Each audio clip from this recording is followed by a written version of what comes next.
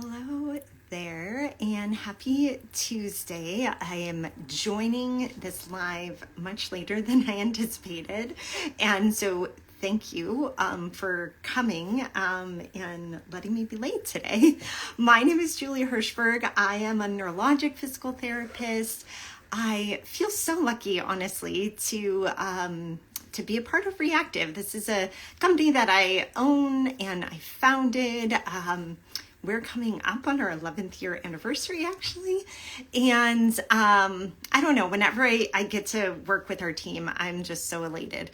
So I am sharing today about functional neurologic disorders, one of my favorite topics, if you've joined me before. And this I love to talk about for many reasons, but one of the most important reasons is this, and I'm going to actually put this up because I think this is so important. Functional neurologic disorders is the second most common neurologic diagnosis to present to neurology clinics. It's very common. Now, I teach a course at the University of Southern California. I'm a professor there. I teach in the Doctor of Physical Therapy program, and I teach all of the pathologies of the nervous system. F&D was not even on the list before. And I'm so excited because this year we are talking about F&D in our pathology course at last, but it is something that is often not taught in school, to the dismay of many patients who have functional neurologic disorder and find it hard to find a clinician, practitioner that understands it. So that is why this is my soapbox. I'm so passionate about functional neurologic disorders and getting the word out. It is very common and many people don't understand it. So I wanted to share a little bit of my absolute favorite articles on FND, and this is something that I'll show you this as well. I'm going to share a couple of figures from the article, but I also just want to share with you this because if you're like, oh, I want to get this article, I made it part of a download that we just created. This is brand new. 6 things every clinician should know for F&D treatment. So we made this download. I include the article I'm talking about tonight in this download. So you can go get this at reactiveeducation.com/FND success. Download it, use it. I'm going to talk through the article though that is a part of this download because it's my absolute favorite article. Let me read you the title of it. It's from 2002 in Lancet Neurology, so really great journal.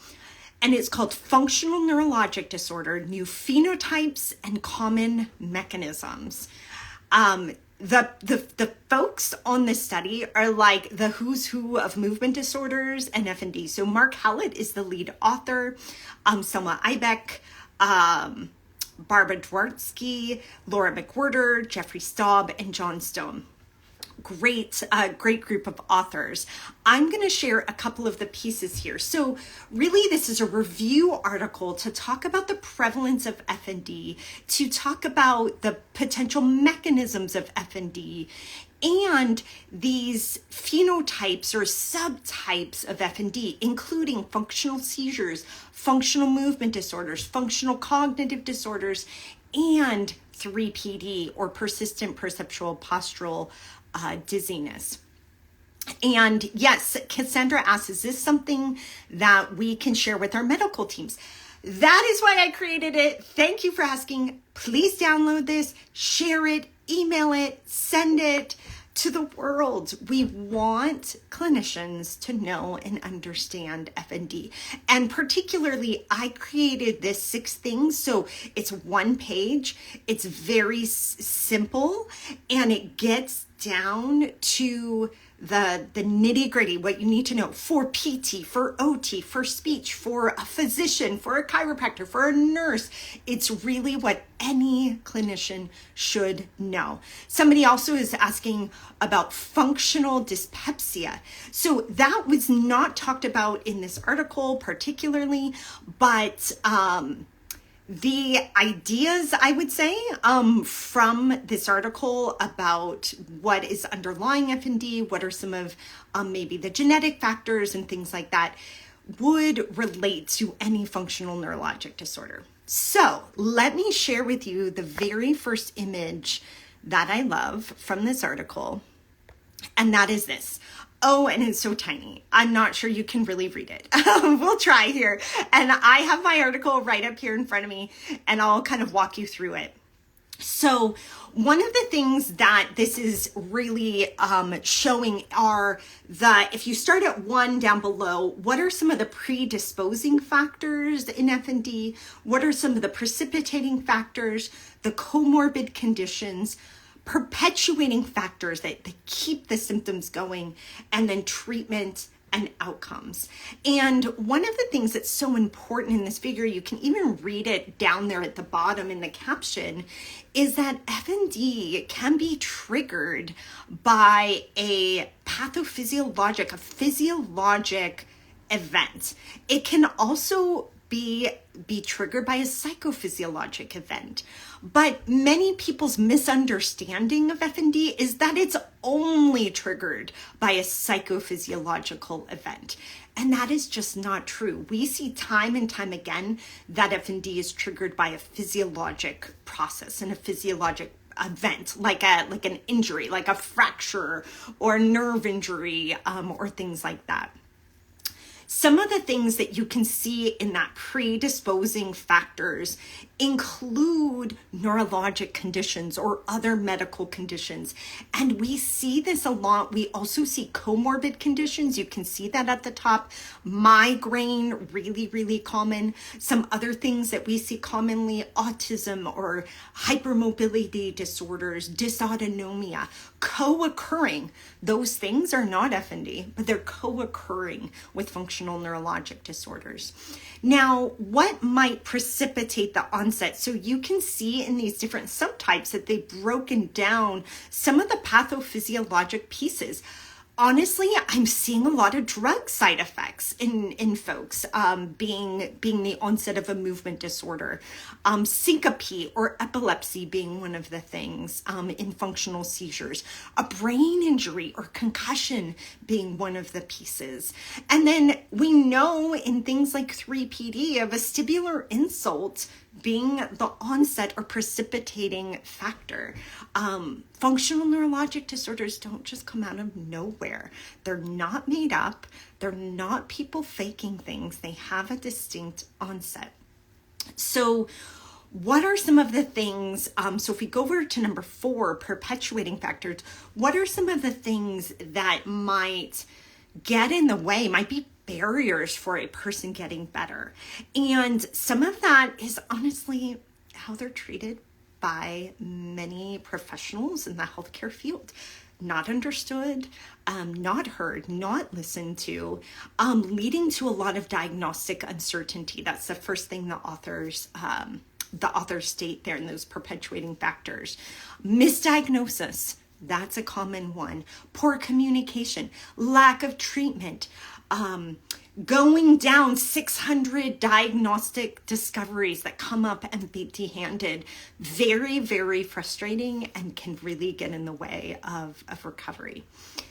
What do we know about treatment? So much more than I have time to talk about tonight.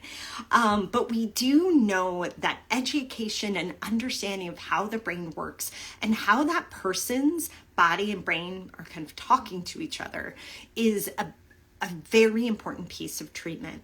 We also know, looking at that person's sensory system, their motor control, their autonomic system, lifestyle, the physical pieces, the bones, joints, muscles, and nerves, all of those pieces coming together. All of those can come together in a multidisciplinary, integrated way to help people get better. People get better with FND. it doesn't happen overnight. There's not a magic pill, and it does really take understanding those underlying pieces.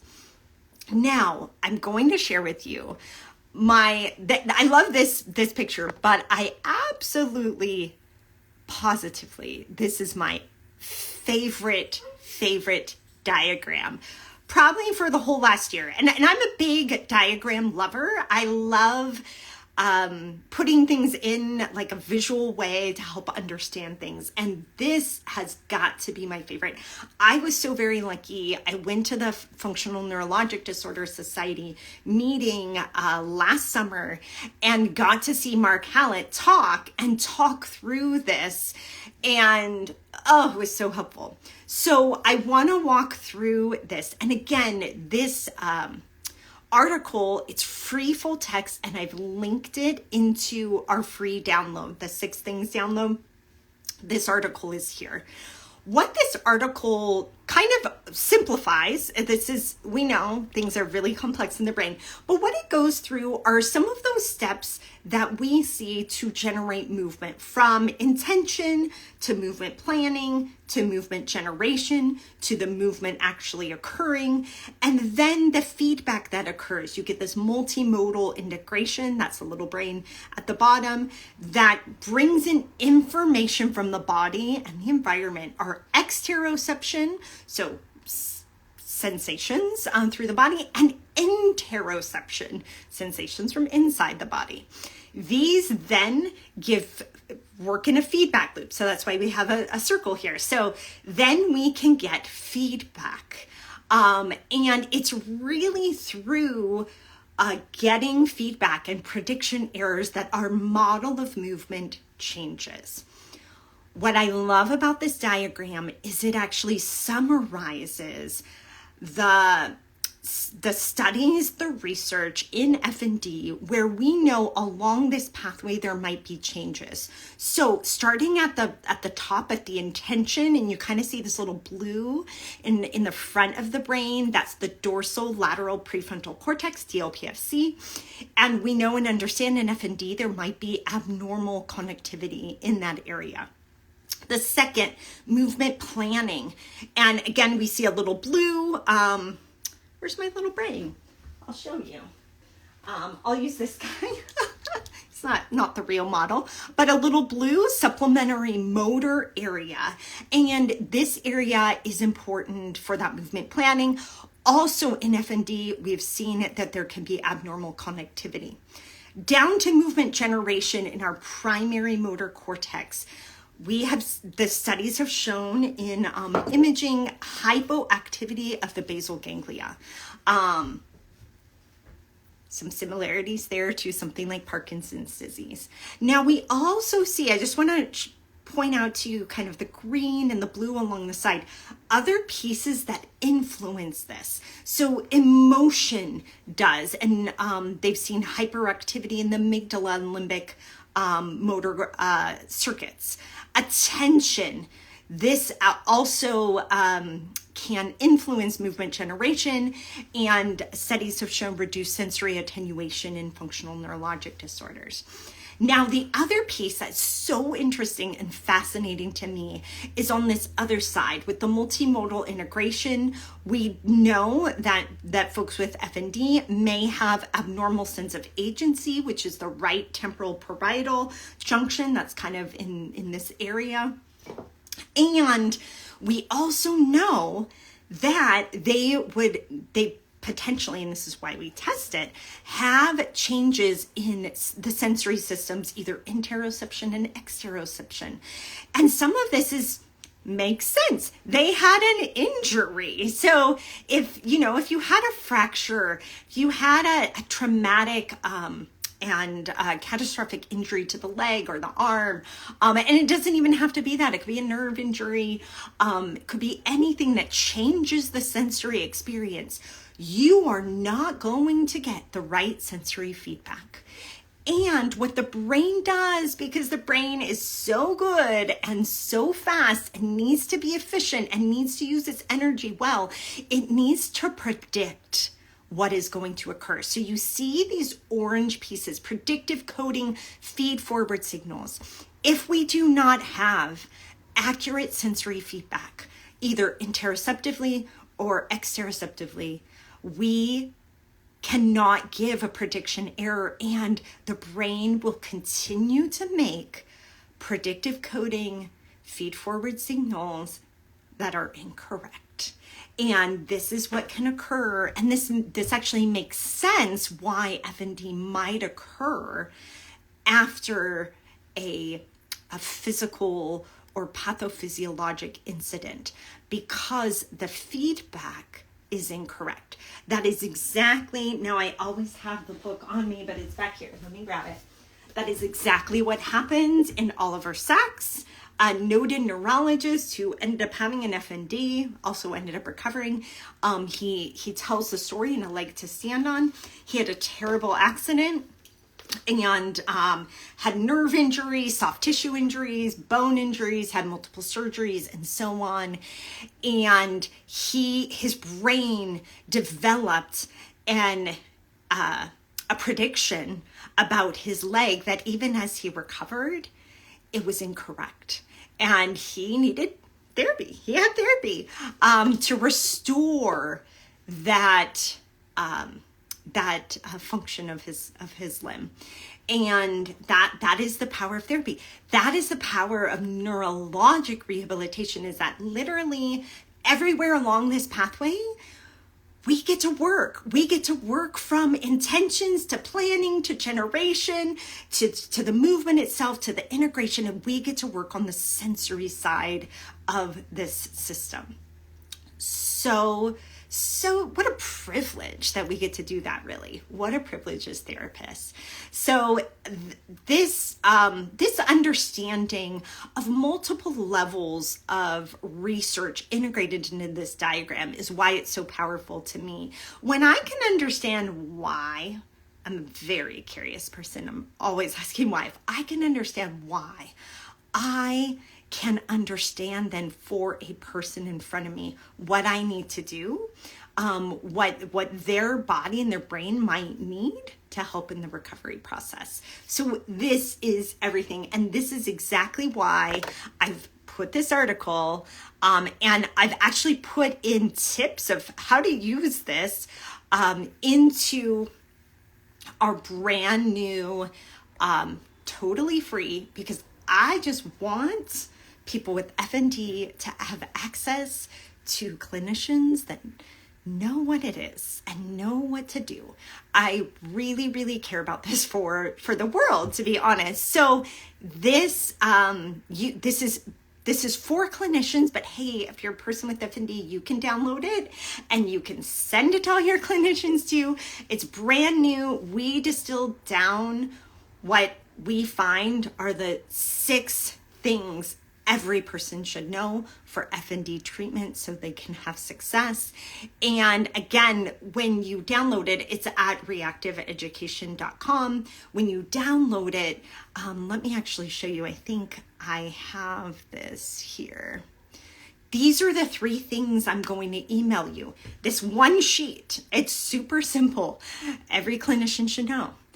I'm going to send you number 2, the optimal theory of motor learning article. I'm not talking about that today, but it also is a game changer for the 3 motor learning principles that you should bring into treatment.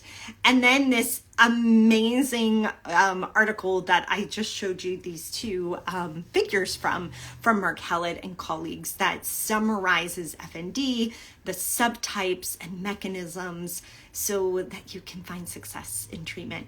I'm sending this all your way. Just go to reactiveeducation.com/FND success. You'll get emails. I actually put together a series of email to walk through with ideas for the 6 things. So that's why go ahead and share it with other people too, so that they can sign up and they can get all of those emails as well. And I'm going to keep talking about this stuff until I stop hearing from other patients that they're having such a hard time finding a clinician that understands. it shouldn't be that hard. And so I'm so excited that we get to teach this at USC. I'm excited literally like every day that I get to talk to other clinicians across the world and get to teach it here through our education. But we keep needing to spread the word. So thank you for helping spread the word, share this, and continue. Much of what I have created or shared is based on questions that you all have asked. And honestly, this resource was based on when people have asked me, where do I start with FND? I didn't learn it in school. Where do I start? What resources should I use? I have people ask me, I have a speech therapist and they're really interested in learning. What should I use? Or I have a psychologist and they're open to learning this. What should I send them? It's this. Send them this. That is why I put this together, to make it really easy. These articles, this cheat sheet, that's all you need. So thank you so much for continuing to spread the word. Again, you can download this at reactiveeducation.com/FND success. And I want to hear from you. I want to hear how you're using it, how it's helping, all of those things. And I will answer questions. So if you have questions, send them my way. Sarah's asking this. I have someone who says, a patient has organic dystonia, but functional dyspepsia. Could the dystonia actually be functional? That's a good question. I would definitely question it. I also don't like the term organic versus functional. Idiopathic is typically, I'm not saying that you said something wrong. I think doctors say that all of the time. But I want to emphasize that functional dystonia is organic. It's not non-organic. So anyway, another soapbox. But what I will tell you is that neurologic disorders, folks with neurologic disorders are more likely to develop functional disorders. So it is possible the person has idiopathic dystonia and a functional disorder. But it would be important to kind of tease those pieces out. Is the dystonia functional? Is it not? And the important pieces as a clinician that I look for are variability in the patterns. We talk about the onset and look at the timeline of the onset of the dystonia, whether it might have like a time where it's completely not there. And some of those things would kind of tell us whether it's idiopathic or functional dystonia. I actually did a live on this just last week, Dystonia Basics. Go check it out, because I pull up a chart looking at idiopathic versus functional dystonia, and that could be really helpful for you. But Sarah, thank you so much for the question and for caring too about this. And thank you all for joining me tonight. I appreciate it. I hope you have a wonderful evening, and I will see you again soon. Thanks so much.